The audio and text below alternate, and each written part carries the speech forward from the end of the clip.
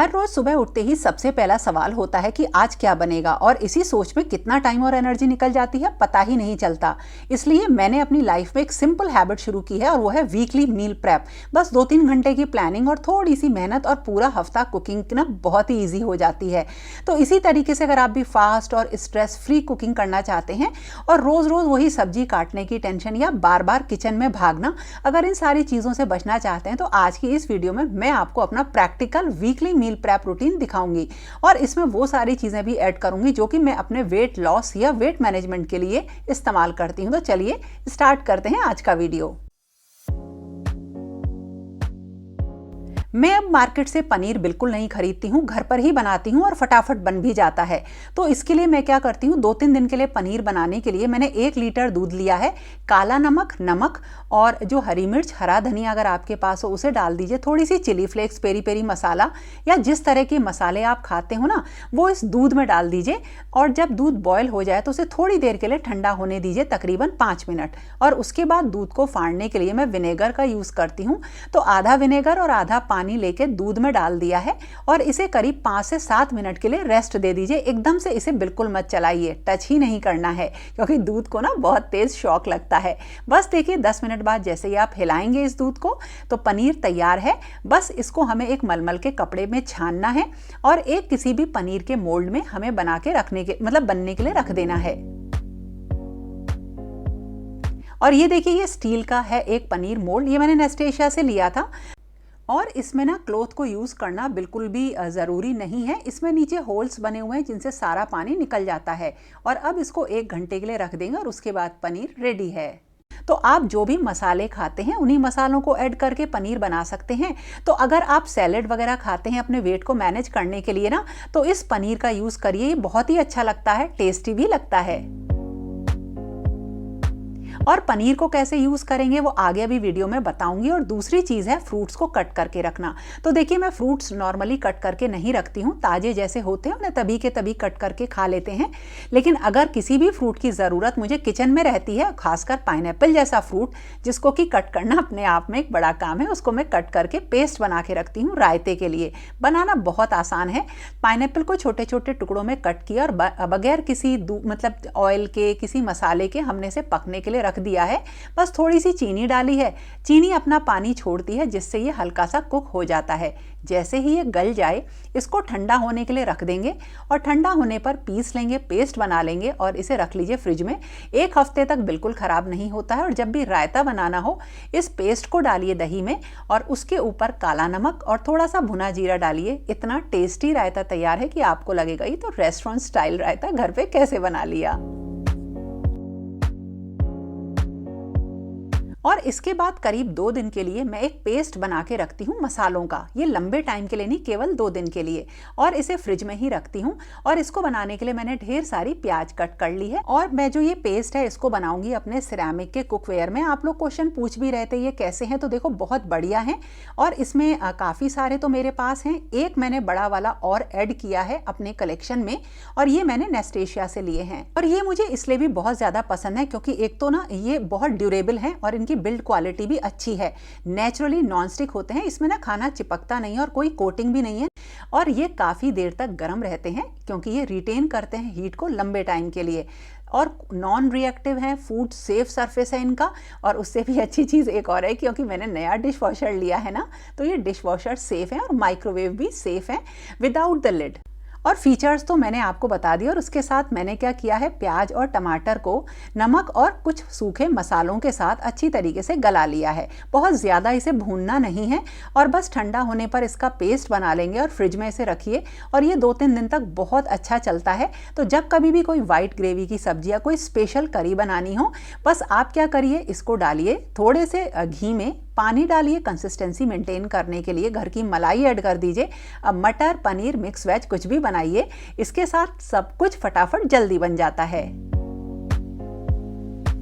और चटनी भी मैं 1 दिन बना के रखती हूँ और ये भी 3-4 दिन तक चलती है क्योंकि मैं इसे अपनी सैलेड की ड्रेसिंग में, खाने के साथ बहुत ज़्यादा यूज़ करती हूँ। इसके साथ साथ जो भी मैं स्प्राउट बनाती हूँ वो पूरे हफ्ते के लिए तो नहीं, लेकिन हाँ 3-4 दिन के लिए काफ़ी होती हैं। इनको मैं रख लेती हूँ और कुछ इसमें से मैं बॉयल करके रखती हूँ। और इन कंटेनर्स के ग्रूव्ड बेस से ना इसमें खाना काफ़ी दिनों तक फ्रेश रहता है। तो इस तरह से देखिए मैंने पनीर को रख दिया और सारी तैयारी ऑलमोस्ट हो गई। फ्रिज में ये सारे आइटम बिल्कुल सेफ रहते हैं। बिल्कुल मत घबराइए, अपने टाइम को बचाने की सबसे ज़्यादा कोशिश हमें करनी है, लेकिन हाँ, हमें हेल्थ की कॉस्ट पे कुछ भी नहीं करना है। मैं अपने खाने में सैलड बहुत ज़्यादा खाती हूँ और उसके लिए मैं काबुली चना और काला चना और मूंगफली ये बॉईल करके रखती हूँ, देखिए इस तरह से। तो अब मैं आज फिर इन्हें बॉईल करके रख दूंगी। और सैलड बनाने के लिए एक बॉक्स है मेरे पास, बड़ा ही अच्छा है। देखिए इसमें मैं क्या करती हूँ, जो भी मुझे सैलड बनानी होती है वो सारी चीज़ें डाल देती हूँ। जैसे थोड़े से ये बॉइल्ड मैंने आइटम डाले और इसमें मैं स्प्राउट ऐड कर दूंगी। इसके साथ साथ इसमें मैं थोड़ी सी चटनी हुई या कोई भी ड्रेसिंग के लिए आप कोई सॉस वगैरह यूज़ करना चाहें वो रख सकते हैं। लेकिन ये सारी चीज़ें मैं अलग से रख के एक ना बॉक्स तैयार कर लेती हूँ। इसका फ़ायदा ये होता है कि जैसे ही खाने बैठो तो अपने लिए अलग अलग जगह से चीज़ों को इकट्ठा नहीं करना पड़ता है। आप इसे ऑफिस में भी लेके जा सकते हैं, कहीं कैरी कर सकते हैं। तो एक बड़ा अच्छा जो है ये सैलड बॉक्स है, तो मैंने अपने लिए तैयार कर लिया। ये दिन में एक बार मैं लेती हूँ, तो इस तरह से तैयार करके मैं रख देती हूँ। ऊपर के सेक्शंस में नमक हुआ, पनीर हुआ, फ्रूट्स हुए, वो सब रहते हैं कि जब भी मुझे इसे खाना हो ना, खासकर मैं 11-12 बजे जब मुझे भूख लगती है या शाम को जब स्नैक का टाइम होता है, तब मैं इसको ले लेती हूँ। और ये सैलेड बॉक्स डिशवॉशर और माइक्रोवेव सेफ है।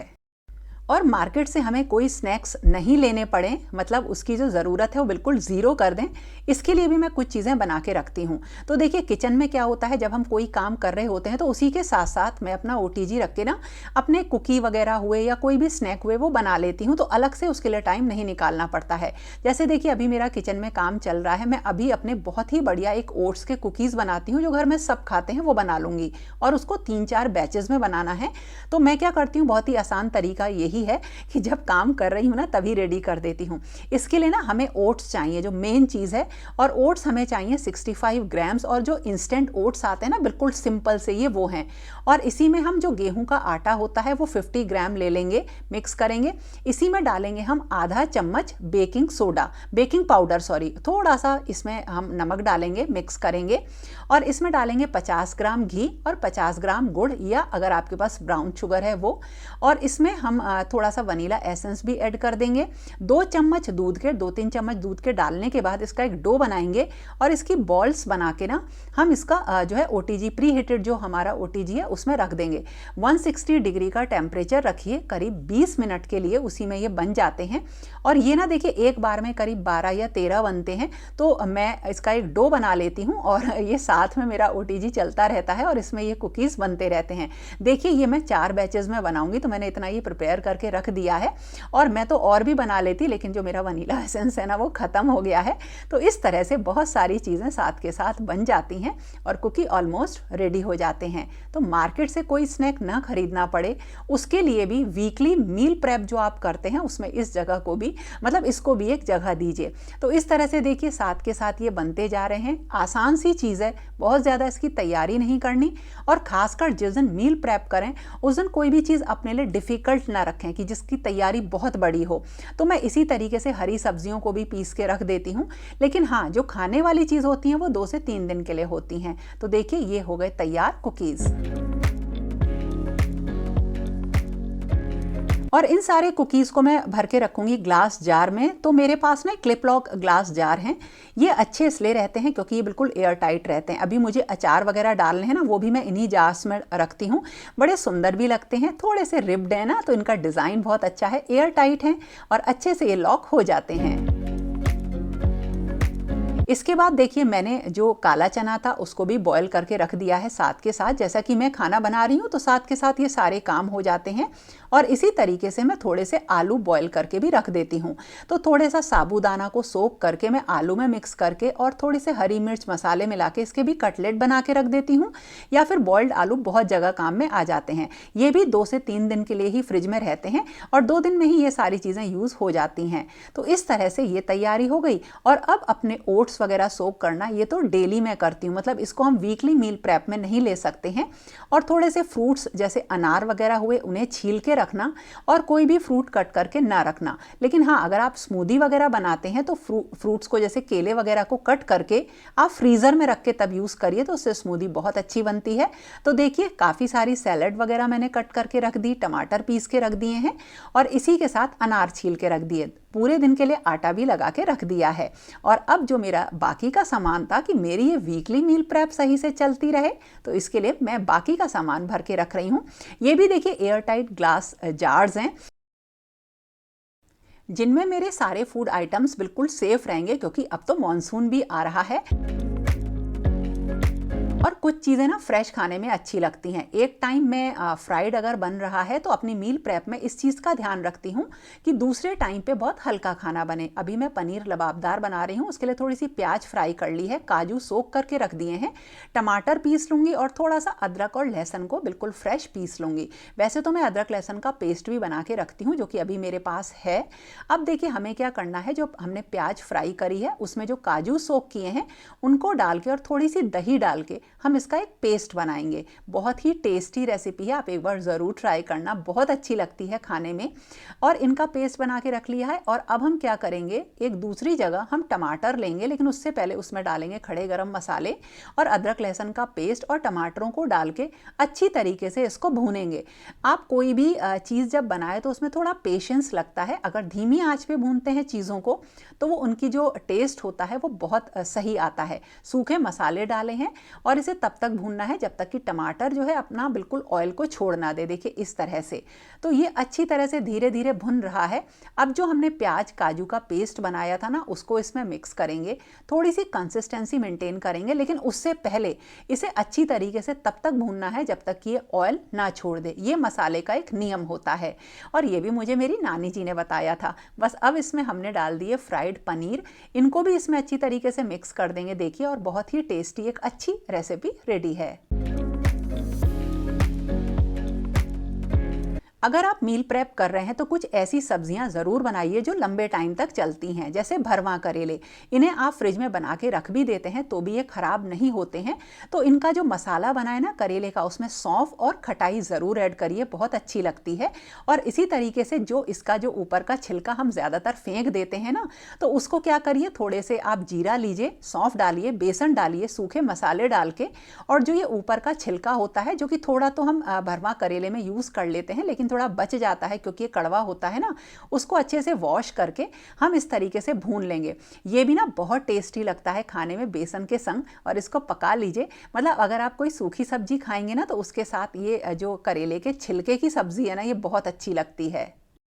और जो अभी मैंने पेस्ट बनाया था ना टमाटर का और प्याज का, जो स्टार्टिंग में आपको दिखाया था, वो भी इसमें 1 चम्मच मिक्स कर दीजिए। तो ये बहुत ही बढ़िया एक हमारी रेसिपी रेडी हो जाती है। तो करेले इस तरीके से ट्राई करिए, लंबे टाइम के लिए रखिए, आपको ना मील प्रेप में ये चीज़ बहुत फ़ायदा करेगी। एक चीज़ और मैं रायते के लिए हमेशा बना के रखती हूँ। थोड़ी सी चुकंदर और लौकी को हमने घिस लिया है और थोड़ा सा आप घी लीजिए, उसमें जीरा डालिए और उसके बाद हींग डाल के और करी पत्ता डाल के आपने जो ये लौकी और चुकंदर है ना, इसको भी डाल लीजिए इसमें। और जो भी मसाले आप खाते हो ना रायते में, वो इसमें ऐड कर दीजिए। थोड़ा सा नमक हुआ, काला नमक हुआ, भुना जीरा अभी आप ऐड कर दीजिए, या आप इसे सिंपल इस तरीके से गला के रख सकते हैं भर के। और उसके बाद जब कभी भी रायता बनाना हो ना, आप इसे दही में ऐड करिए और ऊपर से आप जो मसाले खाते हैं उसे ऐड करिए। बहुत ही टेस्टी रायता रेडी है।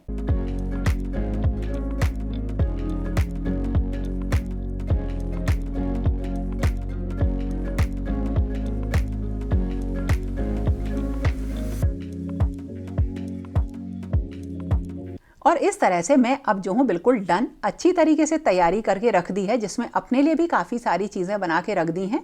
और जो भी खाना बनेगा, थोड़ा सी चीज़ें फ्रेश और उसके बाद जो रखी हुई चीज़ें हैं उनको मिक्स करके मैं एक बहुत ही अच्छा लंच और डिनर प्रिपेयर कर लूँगी। देखिए इसका फ़ायदा ये है कि कभी भी हमें लंच के लिए, डिनर के लिए सोचना नहीं पड़ता है। और कभी ऐसा नहीं होता कि काम ज़्यादा है हमारे पास तो हमें बाहर से ऑर्डर करना पड़े, क्योंकि अपने घर की बनी चीज़ें ही हमें खानी है और वही बेस्ट है। तो मैं आप लोगों को सजेस्ट करूंगी कि अगर आप हफ्ते भर के लिए मील प्रेप नहीं कर रहे हैं तो आगे आने वाले 2 दिन के लिए ज़रूर तैयारी करके रखें। आप देखेंगे कि आपकी मील प्रेप से खाने का जो स्वाद है वो कम नहीं हुआ बल्कि बढ़ गया है और आपको अपने लिए भी बहुत टाइम मिलता है। तो दोस्तों, ये था मेरा आज का वीडियो। कैसा लगा ज़रूर बताना और पसंद आए तो लाइक कमेंट शेयर करना मत भूलना।